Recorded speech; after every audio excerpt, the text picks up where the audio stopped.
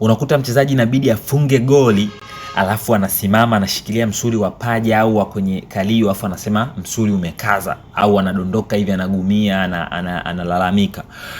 Umewahi kukutana na hiki kitu au kumuona mchezaji anafanya hivi? Ushawahi kujiuliza ni kwa nini? Kwenye makala iliyopita tuliongea sababu au nilikupa nafasi wewe ya kunieleza unadhani nini kinasababisha changamoto hii. Lakini leo nataka nikupe sababu kuu ambazo zinapelekea changamoto hii. Sababu ya kwanza ni kukosekana kwa mzunguko wa damu kiwepesi. Labda katika kukimbia anajikuta amesababisha damu isifike ya kutosha kwenye specific part au sehemu fulani ya msuli ule, ndipo inasababisha msuli ule kukakamaa.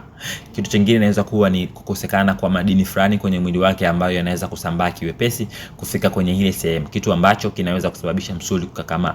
Kitu kingine inaweza kuwa ni strangulation, au niseme anaubana ule msuli kwa bahati mbaya zaidi au kwa nguvu zaidi, anaupelekea ule msuli kushindwa ku retract, kujiachia tena, kitu ambacho kitasababisha msuli huu kukaza moja kwa moja na kusababisha maumivu.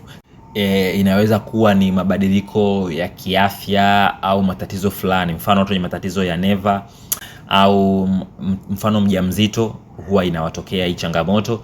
Lakini pia inaweza kuwa watu fulani ambao wanakunywa dawa fulani, mfano matumizi ya dawa za diuretics, huwa inaweza kupelekea changamoto hii ya msuli kukaza. Usisahau kwenye makala inayofuata tutazungumza namna ya kupambana na muscle cramp kiwepesi. Utajiuliza kwa nini wanaikaga barafu, so nitakwambia, au kwa nini wananyanyua ule mguu, au kwa nini wanafanya kitu fulani. Je, ni kweli au si kweli unafanya hivyo?